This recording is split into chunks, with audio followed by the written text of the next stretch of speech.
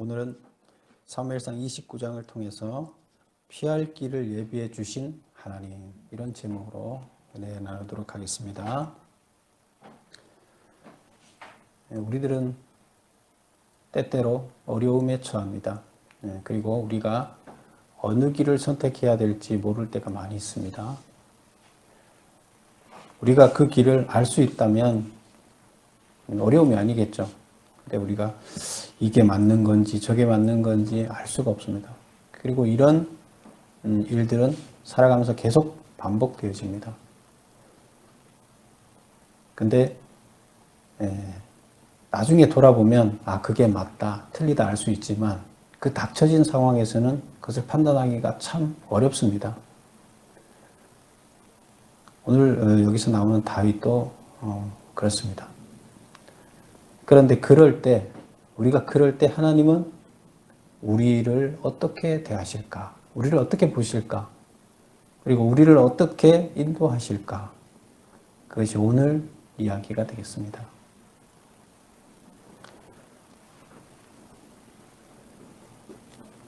이제 사무엘서의 마무리를 향해서 가고 있습니다. 31장까지 사무엘상에 31장까지 있는데 29장 되겠습니다. 그래서 이제 마무리 단계에서 사무엘상의 마무리라는 것은 결국 다윗이 그동안에 받았던 고난의 기간이 마무리되는 시간입니다. 지금 우리가 28장에서도 봤었죠. 28장에서 우리가 다윗의 고난이 마무리되는 시기에 사울은 어떤 상태에 있었어요? 사울은 더 망가져가고 있는 그런 상황이고, 그 다음에 다윗도 마지막까지 좀 잘 갔으면 좋겠는데 마지막 훈련에서 잘 통과하지 못하는 이런 우리가 상황을 봤습니다. 그래서 망명하지 않았으면 좋은데 망명을 하는 이런 모습을 보았고, 그래서 지금 망명돼서 고난을 또 당하고 있는 모습입니다. 그래서 오늘은 29장에 나오는 것은 블레셋으로 망명을 해 갔는데 블레셋이 이스라엘과 전면전을 지금 결사 전투를 시작하는 겁니다. 전면전을 시작합니다. 그래서 이스라엘을 멸망시키겠다.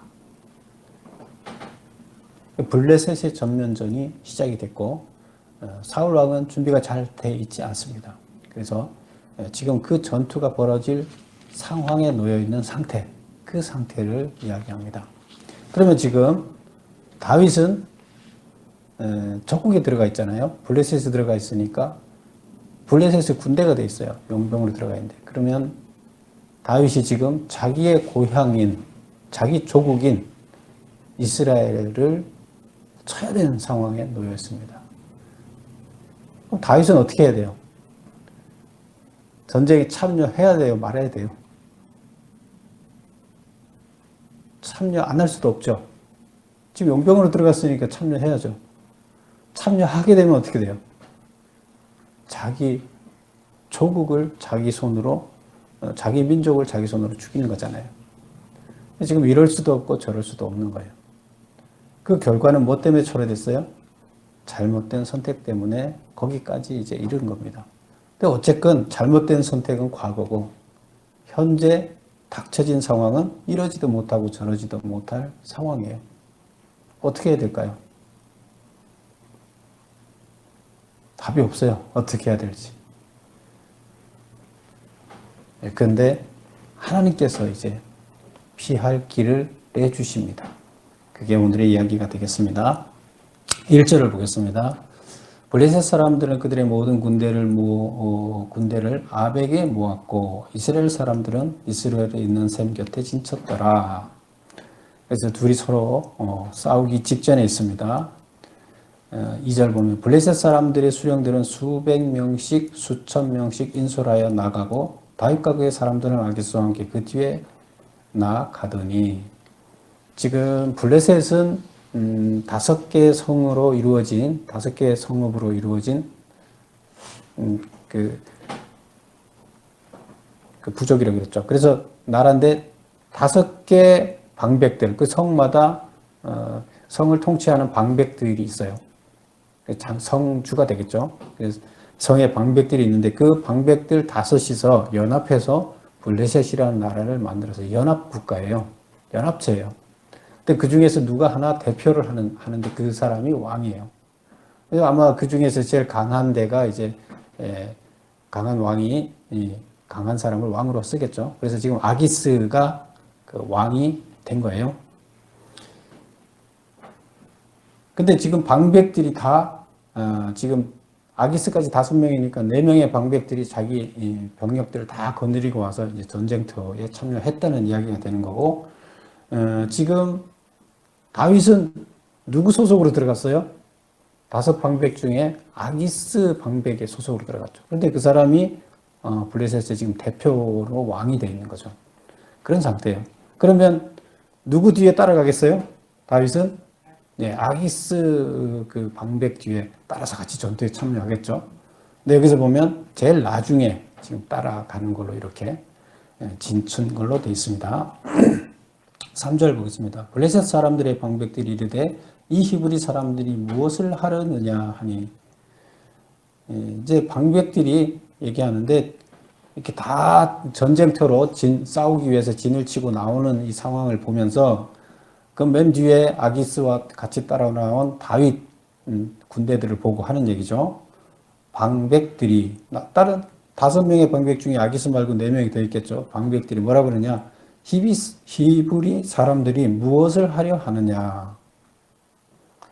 아기스가 블레셋 사람들의 방백들에게 이르되, 아기스가 대답하는 건데, 그럼 블레셋 방백들이 하는 얘기가 이 히브리 사람들이 무엇을 하려 하느냐? 이게 무슨 말일까요? 지금 우리가 히브리하고 전쟁을 하잖아요. 이스라엘 백성이 히브리 민족이잖아요. 히브리하고 전쟁을 하는데 이 지금 히브리 민족이 우리 군대에 들어와 있으면 지금 어떻게 하자는 거냐 이런 얘기죠. 이들이 적군이 될 건지 아군이 될 건지 알 수가 없다. 그런데 이들을 지금 여기에 갖고 있는 것은 우리가 폭탄을 안고 있는 거나 같은데 지금 이 사람들을 나쁜 짓을 하려고 할 수도 있는데 여기 두면 어떡하느냐 이제 이런 얘기가 되겠습니다. 그래서 히브리라는 말의 의미가 있어요. 여기서 이제 히브리 사람이라, 왜 이스라엘 사람이라 쓰지 않고 히브리 사람이라고 썼을까요? 히브리라는 말은 그 원래 어떤 뜻에서 나온다면 2가지로 보고 있어요. 첫 번째는 그 아브라함이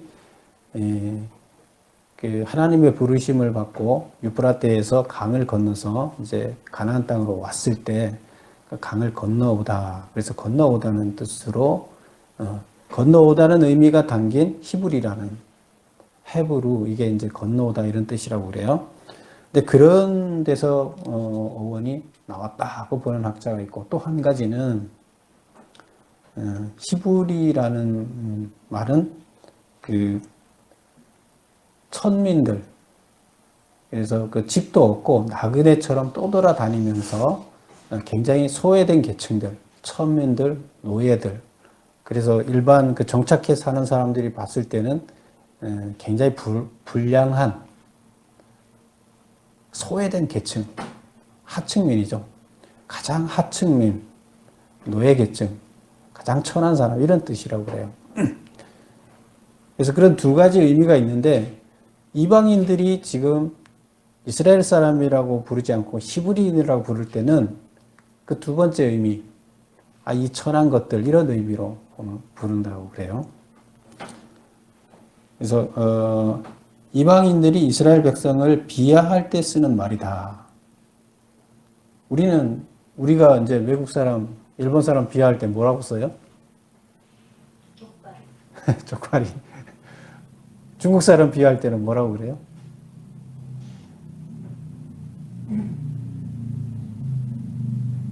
중국 사람들 비하할 때는 뭐라고 쓰죠? 네, 떼놈. 네, 그렇게 얘기를 하죠.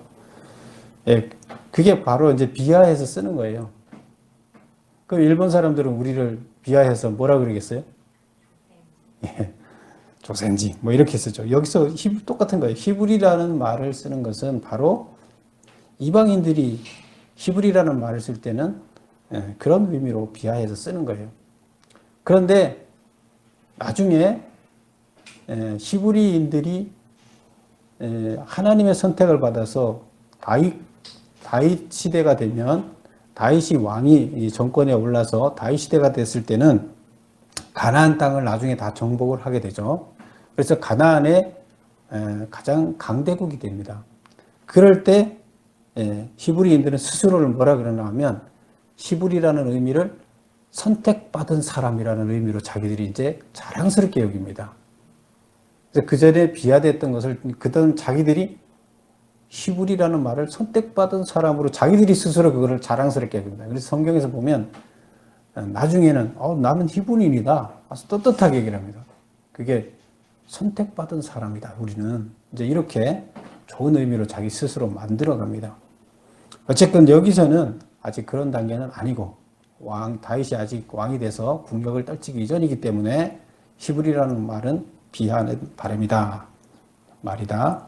그래서 무법자와 소외된 계층을 지칭하는 부정적인 의미로 사용했다. 근데 이 무법자, 이 나쁜 놈들이 지금 우리를 어떻게 하려고 그러느냐. 그러므로 이 말은 다윗과 그의 무리들이 블레셋 사회의 질서와 안녕을 해치려 하는구나 라는 뜻이다. 그래서 이들이 전쟁에 참여하면 안 된다는 얘기죠. 아기스 왕의 2번 보겠습니다. 아기스 왕의 다윗의 출전을 찬성하는 이유와 방백들이 다윗의 출전을 반대하는 이유는 무엇인가? 아기스 왕은 이제 자기가 그동안 신뢰를 해왔죠. 다윗이 자기 그 용병을 들어왔기 때문에 다윗이 보고하는 거 보면 이스라엘 땅에 가서 약탈을 하고 이스라엘 사람들을 죽이고 그러니까 이제 완전히 블레셋 사람이 됐구나 하고 신뢰를 아주 깊이 신뢰를 합니다. 그래서 그 자기가 데리고 있던 어떤 신하보다 더 신뢰를 하게 됩니다. 그래서 아기스 왕은 다윗이 망명해 온 날부터 오늘까지 다윗의 허물, 블레셋을 해하려는 의도를 이제 허물이라고 볼 수 있는데 다윗의 허물을 보지 못하였기 때문에 블레셋의 군사로 출전하는 것을 찬성을 했습니다. 근데 방백들은 다윗이 블레셋의 대적이 될까 염려하였기 때문에 블레셋의 군사로 출전하는 것을 반대하였습니다. 우리 4절을 한번 볼까요? 블레셋 사람의 방백들이 그에게 노한지라 블레셋 방백들이 그에게 이르되 이 사람을 돌려보내어 왕이 그에게 정하신 그 초소로 가게 하소서. 그가 우리와 함께 싸움에 내려가지 못하리니. 왕이 그에게 정한 초소는 어디예요? 시글락이죠. 시글락으로 돌아가서 거기 가만히 있게 하자. 전쟁터에 나오지 못하게 하자. 이렇게 얘기를 하고 그는 우리와 함께 싸움에 내려가지 못하리니 그가 전장에서 우리의 대적이 될까 합니다. 전장에서 우리의 대적이 될 것이다. 대적이 될지도 모른다는 거죠. 갑자기 이스라엘 편이 돼서 이스라엘과 싸우면 우리는 질 수 있다. 이제 이런 얘기를 합니다. 그 다음 문장을 보면 그가 무엇으로 그의 주와 다시 화합하리이까? 이 사람의 머리로 하지 아니하겠나이까? 이게 말을 되게 어렵게 이제 번역을 해놨는데요. 그가 누구예요? 다윗이 무엇으로 그 주와 다시 화합하리이까? 그 주는 이제 이스라엘의 왕이죠. 사울이죠. 그래서 다윗이 지금 자기 나라를 버리고 왔으니까 사울 왕하고는 지금 사이가 안 좋겠죠. 그럼 다시 화합을 하려면 그 사울과 다시 화합하려면 뭘로 하겠느냐? 이 사람들의 머리로 하지 않겠느냐? 이 사람들은 이스라엘 군대예요. 이스라엘 사람들의 머리를 들고 가서 사울하고 화합하지 않겠느냐 이 얘기예요. 결국에 뭐예요? 이 다윗이란 놈이 우리를 지금 우리 군대의 머리를 다 잘라서 우리 장수들의 머리를 다 잘라서 사울한테 가서 바치고 사울하고 화합할 것이다. 그게 다윗이 살 길 아니겠냐. 아마 그럴 것이다. 그런데 이놈을 어떻게 전쟁터에 데리고 가냐.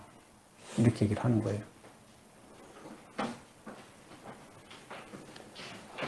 그래서 반대를 합니다. 그 다음에 4번을 제가 메모해 놓은 거 보세요. 아기스 왕은 블레셋 방백들의 반대로 인하여 다윗에게 전쟁에 참여하지 말고 초소로 돌아가라고 말했다. 블레셋 소위 왕이 방백들의 의견을 따라야 하는 이유는, 왕인데 왜 방백의 의견을 따라야 돼요? 자기 결정하고 추진하면 되지. 특히 전시회는 또 왕권이 강하잖아요. 지금 우리나라도 보면 전 세계적으로 마찬가지예요. 전시회는 지휘관이 명령에 불복종하면 총으로 쏴주게도 정당한 행위예요. 군기를 세우기 위해서. 군기가 없으면 전쟁이 안 되기 때문에. 명령 안 따르면 돌진했는데 다 돌진 안 하면 뭐 전쟁을 어떻게 하겠어요.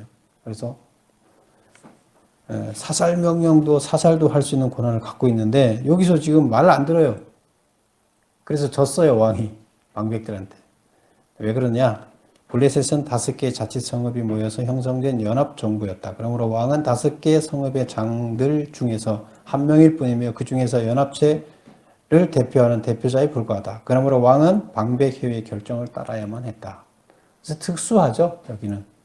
그래서 방백회의의 결정은 5분의 1밖에 안 되잖아요, 자기가. 그래서 대표기는 하지만 그들이 다 반대하면 그 의견을 따라야 되는 거죠. 그래서 지금 아기스 왕이 자기 마음대로 하지 못해요. 상황은 그래요. 5번 보겠습니다. 내가 가서 내 주 왕의 원수와 싸우지 못하게 하시나이까? 라는 다윗의 말은 무슨 뜻인가? 예, 이것은 몇 절에 있습니까? 8절에 있는데 7절에서 뭐라 하면 7절에서 이제 아기스 왕이 다 반대하니까 방백들이 반대하니까 너 그 방백들의 마음을 상하게 해서 불편해지지 말고 돌아가 있으라. 시글락으로 돌아가라. 이렇게 얘기를 합니다. 그러니까 다윗이 속마음은 어떻게 했어요, 다윗이? 아우, 잘 됐다. 이런 생각이죠. 자기 민족하고 어떻게 싸우겠어요? 잘 됐다. 그런 마음인데 지금 8절에서는 또 뭐라고 거짓말을 하냐면 다윗이 아기스에게 이르되 내가 무엇을 하였나이까? 내가 뭔 잘못을 했습니까? 내가 당신 앞에 오늘까지 있는 동안 당신이 종에게 무엇을 보셨기에 내가 가서 내 주 왕의 원수와 싸우지 못하게 하시나이까? 내가 다윗이 가서 내 주는 지금 여기서 내 주라고 하면 누구예요? 네, 아기스 왕의 원수 사울이죠. 그래서 사울과 싸우지 못하게 하십니까? 이제 이렇게 얘기를 하는 거예요. 내가 뭔 잘못을 했다고 지금 전쟁에 못 나가게 하고 원수된 사울과 싸우지 못하게 합니까? 이렇게 얘기를 하죠. 근데 속마음은 뭐예요? 아, 잘 됐다 이제 그거죠. 근데 이렇게 얘기를 하니까 아기스가 다윗에게 대답하되 너는 내 목전에 하나님의 전령같이 선한 것을 내가 아나. 블레셋 사람들의 방백들은 말하기를 그가 우리와 함께 전장에 올라가지 못하리라 한다. 나는 너가 정말로 선하고 자기 편에 서 있는 것을 안다. 선하다는 것은 자기 편에 서 있다는 거죠. 그런데 방백들은 그렇게 생각 안 하니까 오해 삼으면 안 되지 않겠느냐. 이제 이렇게 얘기를 합니다. 그리고 10절에 보면 그런즉 너는 너와 함께 온 내 주의 신하들과 더불어 새벽에 일어나 너희는 새벽에 일어나서 발거든 곧 떠나라 하니라. 이에 다윗이 자기 사람들과 더불어 아침에 일찍 일어나서 떠나 블레셋 사람들의 땅으로 돌아가고 블레셋 사람들은 이스라엘로 올라갔다. 지금 블레셋 사람들의 땅으로 돌아갔다. 어디에서 블레셋 사람은 땅으로 돌아간 거예요? 지금 이스라엘의 전쟁하러 왔잖아요. 그 이스라엘의 아벡이라는 곳에 와서 지금 진을 치고 있는데 다시 블레셋으로 다윗만 돌아가는 거예요. 나머지 사람들은 뭐 하고 있어요? 이제 이스라엘과 전면전을 벌일 준비를 하고 있고 다윗만 시글락으로 돌아갑니다. 그리고 이들은 이스라엘을 치기 위해서 이스라엘 골짜기로 지금 들어가는 거죠. 지금 여기서 피할 길을 주시는 하나님이라는 것을 우리가 볼 수 있죠. 지금 만약에 싸우지도 못하고 싸우면 안 되죠. 싸우면 만약에 나중에 이스라엘의 왕이 될 사람이 이스라엘 사람들을 다 죽이면 어떻게 되겠어요? 말이 안 되는 거죠. 이스라엘의 지도자가 될 사람, 이스라엘 왕이 될 사람이 이스라엘을 쳐부수면 안 돼요. 근데 지금 아기스 왕이 가자 그러니까 할 수 없이 따라왔는데 안 나올 수도 없잖아요.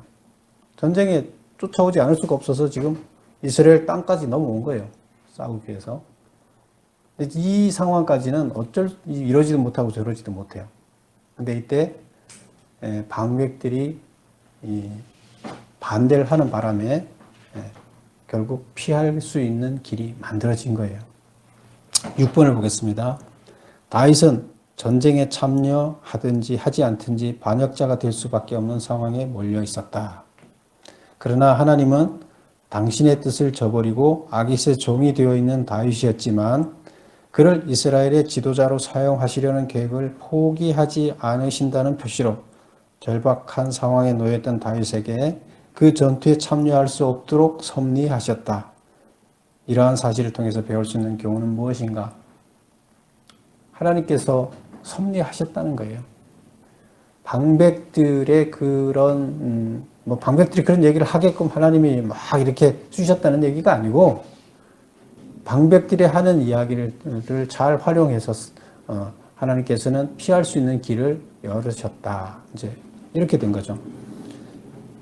그래서 가로 1번 보겠습니다. 인간의 실수와 그로 인해 발생한 절망할 수밖에 없는 상황도 인간의 실수, 그 다음에 그 실수로 인해서 절망할 수 있는 이렇게 상황이 발생해도 하나님은 이를 선으로 변화시켜 당신의 뜻을 이루어 가신다. 우리 역사 가운데 우리 인간들은 계속 죄를 범하고 하나님께서 가지 말라 한 길로 역사를 끌고 가고 잘못해서 많이 갑니다. 우리 과거의 역사를 다 보면 그렇죠. 인간들이 계속 잘못된 대로 끌고 가요. 그런데 그것을 그냥 버려두지 않고 그것을 타산지석이라고 그러죠. 버려진 것을, 잘못된 것을 또 그것을 통해서 오히려 더 좋게 만드는 일을 하신다. 그게 하나님이 하시는 일이에요. 역사에 관여하시는 작업이 그런 것들이에요. 그럼 인간들이 다 망가뜨려 놓는데 그거 망가뜨린 것을 오히려 타산지석으로 그 버려진 돌을 가지고 더 좋은 것을 만들어내는 일을 하신 게 하나님이세요. 여기서 지금 다윗이 잘못된 선택을 했고 지금 잘못된 역사의 길에 들어섰지만 하나님께서는 그것을 이용해서 더 좋은 것으로 만들어 가시는데 이렇게 개입을 하시는 거예요. 두 번째 보겠습니다. 당신이 택하신 자가 범죄하였을지라도 그를 결코 버리지 않으시며 피할 길을 예비해 주신다. 택하신 자, 우리를 택한 자가 하나님이시잖아요.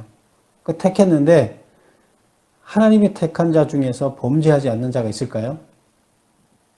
그 택했는데 범죄한 자를 버리게 되면 아무도 하나님의 일을 할 사람이 없어요.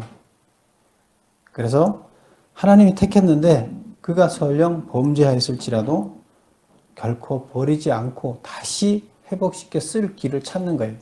그러려면 그가 왕이 돼야 하는 데 있어서 왕으로서 절대적으로 하면 안 되는 것, 자기 민족을 쳐 죽이는 일 하면 안 되잖아요. 그러면 그 길에서 피할 수 있게 길을 내주시는데 그것이 방백들이 다윗을 의심해서 미워하는 그것들을 잘 활용해서 아기스와의 관계에서 돌려보낼 수밖에 없는 상황을 엮어 가신다. 이런 얘기입니다. 결국 우리가 하나님께서 원하신 대로 선한 삶을 살아가야 되지만 때에 따라서 우리가 어떻게 결정해야 될지 모르고 잘못된 결정을 해서 잘못된 삶을 살아갈 때가 많습니다. 근데 그렇다고 해서 끝이냐? 세상을 다 망가뜨리고 역사를 드린 것이냐? 그렇지 않다는 겁니다. 하나님께서는 우리가 잘 해주기를 바라지만 그렇게 해서 설령 잘못된 길을 만들어냈을지라도 하나님은 그것을 다시 좋은 것으로 만들어 내시는 것이 하나님의 개입하심이에요. 지금 코로나 사태로 인해서 인류가 지금 굉장히 어려운 상황에 처해 있죠. 근데 이런 상황에 처해 있지만 하나님께서는 이것을 통해서 결국에 더 좋은 것으로 만들어 가시는 거죠. 분명히 그렇게 하실 겁니다. 그게 하나님의 개입하심입니다. 지금은 하나님의 개입하시는 역사가 있는 때입니다. 얼마 전에 제가 어떤 자료를 인터넷에서 보다 보니까 그런 얘기가 있더라고요. 코로나 이후에 사회가 어떻게 변할 것이냐. 우리가 알 수 없는 방향으로 갈 것이다. 이제 학자들이 그 미래를 예측하는 학자들이 얘기하는 것은 코로나 이전 시대로는 다시 돌아가지 않는다. 근데 우리는 지금 얼핏 생각하면 코로나 이전 시대로 이게 다 치유되고 회복될 거라고 생각을 하고 있어요. 막연하게 그렇게 기대하고 있고, 근데 미래학자들은 절대로 과거로 돌아가지 않는다는 거예요. 코로나 이전 시대로 돌아가지 않고 새로운 시대로 갈 것이다. 그래서 우리의 삶의 문화도, 우리의 거주 문화도 다 바뀔 것이다. 서로 차단되고 밀폐되고. 근데 이것을 과거의 역사를 통해서 이제 설명을 하더라고요. 과거의 역사가 어땠느냐. 과거에 물이 많은 곳으로 사람들이, 물이 있어야 먹고 살잖아요. 물이 많은 곳으로 습한 지역으로 사람들이 찾아다녔다는 거예요. 그러다가 과거에도 이런 전염병들이 굉장히 유행을 하게 되면서 그때 살아남는 길이 없었대요. 어떤 지역에는 한 명도 안 살아남고 다 죽었대요. 근데 그런 역사가 인류에 여러 번 있었어요. 여러 번 있었는데 그때 선택한 방법이 뭐냐면 물이 없는 곳으로 가는 거예요. 살아남기 위해서. 거기에 물이 없는 곳에 가면, 건조한 곳에 가면 바이러스들이 못 살잖아요. 전염이 안 되잖아요. 그래서 사막의 문화를 건설하기 시작한 거예요. 사막의 문화가 왜 만들어졌느냐? 그때 사막의 문화를 만들어냈다는 거예요. 살기 위해서. 이렇듯 인류의 역사는 변해갔습니다. 근데 지금도 분명히 과거의 과거로 회귀되지는 않는다고 보고 있어요. 그러면 새로운 시대가 펼쳐지는 거예요. 새로운 방향으로 가는 거예요. 그럼 우리는 그것을 받아들여야 돼요. 그리고 그 새로운 시대가 어떻게 될 것인지 기대하고 열린 마음으로 그쪽을 받아들여야 돼요. 그것이 뭐냐? 하나님께서 우리에게 피할 길을 열어주시는 거예요. 우리가 망가뜨려진 이 인류, 우리가 파괴한 이 인류, 파괴한 이런 시스템, 하나님 만드는 시스템을 다시 여기서는 살아남을 수 없다 그러면 피할 길을, 방법을 찾아주시는 거예요. 그것이 바로 코로나 사태라고 봅니다. 그리고 우리가 여기서 보면 하나님께서 선택했다 그러는데, 그러면 하나님께서 누구는 선택하고 누구는 선택하지 않았느냐. 하나님께서는 전체를 다 살리기 위해서, 인류 전체를 살려내기 위해서 먼저 한 사람을 선택해서 그에게 하나님의 뜻을 전달하고 그가 뜻을 온전히 이해하고 그 뜻을 여러 사람한테 확장을 시켜 나가기를 바라십니다. 그리고 그의 삶을 통해서 확장시켜 나가면서 그 뜻이 넓게 전달이 되면서 모든 사람들이 변화가 일어나서 하나님을 알게 하는, 그래서 모두가 구원을 받게 되는, 하나님께서는 모두를 선택했어요. 그런데 모두를 선택해서 한 번에 해결되지 않기 때문에 모두가 아니라고 하고 있을 때 그 반대되는 이야기를 하나님 뜻에 어긋나면 반대되는 이야기를 한 사람한테 얘기하는 게 쉽잖아요. 전체에게 얘기하면 아무도 안 받아들여요. 그러나 한 사람을 이해시키고 그 한 사람이 세상을 변화시키는 작업을 하시는 것이 하나님의 방식이에요. 그래서 누구를 선택했다는 것은 전체를 구원하기 위해서, 전체를 회복시키기 위해서 선택하는 거예요. 한 사람을. 그럼 먼저 선택했다는 의미예요. 선택했다는 것. 나머지 다 버리고 한 사람을 선택했다는 얘기가 아니에요. 전체를 살리기 위해서 대표자를 먼저 선택했다는 뜻이에요. 그래서 시간의 차이가 있을 뿐이에요. 그럼 하나님께서 여기서 지금 다윗을 선택해서 다윗을 이렇게 은총을 베풀었다. 이 말은 뭐예요? 다윗을 통해서 하나님의 뜻이 삶으로 녹아들어서 사람들한테 하나님을 알리게끔 해야 된다는 거예요. 그렇다 그러면 지금 포커스를 다윗에게 맞춰야 되는 거잖아요. 포커스를 다윗에게 맞춰야 되는데 이것을 다윗을 우리는 선택했다. 모든 사람을 버렸다는 얘기 아니에요. 그들을 다 구원하기 위해서 다윗에게 지금 집중한다는 얘기예요. 그럼 하나님은 지금 다윗이 잘못 가더라도 밟고 가면서 하나님의 뜻을 바로 이끌어가고 시대를 이끌어가기를 바라시고 그 길을, 그 방향을 찾아주는 거예요. 그럼 하나님께서 우리 성도들을 선택했다는 건 뭐예요? 다윗과 똑같은 거예요. 우리 성도들이 잘못하더라도 어떻게 하든 다시 회복해서 바로 그 책임을 다해서 많은 사람들에게 하나님의 영향력을, 하나님의 뜻을 전달해서 이끌어가게 하기 위한 거예요. 그래서 우리가 잘나서 우리를 선택하는 게 아니고 우리가 어쩔 수 없이 먼저 선택됐고 먼저 선택됐으면 우리는 먼저 된 자로서 책임을 다해야 되는 거예요. 그래서 다른 사람까지 변화시킬 수 있어야 되는 겁니다. 그래서 여기서 다윗을 선택했다. 다윗에게 피할 길을 줬다는 것은 전체를 살리기 위해서 지금 다윗에게 집중해야 되기 때문에 그래요. 다윗이 망가지면 다시 처음부터 계획이 다시 시작해야 되잖아요. 마찬가지예요. 우리 성도들을 하나님께서 택했는데 우리가 다른 길로 가게 되면 또 하나님은 누군가를 통해서 우리에게 시간 투자했던 것을 다시 처음부터 해야 돼요. 그렇다 그러면 하나님께서는 가능하면 회복해서 갈 수 있게끔 길을 여신다. 피할 길을 만드신다는 겁니다. 그래서 우리는 하나님의 선택된 자라는 것은 책임이 주어지는 겁니다. 먼저 바로 리더자로서 끌어가야 할 책임, 그리고 하나님께서는 그것을 말이 아니라 삶을 통해서 그것을 확장시켜 나가기를 바라십니다. 그것이 하나님의 방식입니다. 그래서 다윗을 선택했듯이 우리를 선택하셨어요. 다윗에게 피할 길을 주셨듯이 오늘 코로나를 통해서 우리한테 피할 길을 주시는 겁니다. 그럼 우리는 피할 길이 어디냐? 새로운 길을 바라보고 기도하며 그 길을 찾아 나가야 되겠습니다. 이런 하나님께 감사하며 여러분께서는 하나님의 선택된 자로서 담대하게 살아나가시기 바랍니다. 혹시 잘못해서 하더라도 하나님께서는 또 우리를 바른 길로 피할 길을 인도하시기 때문입니다. 기도하겠습니다.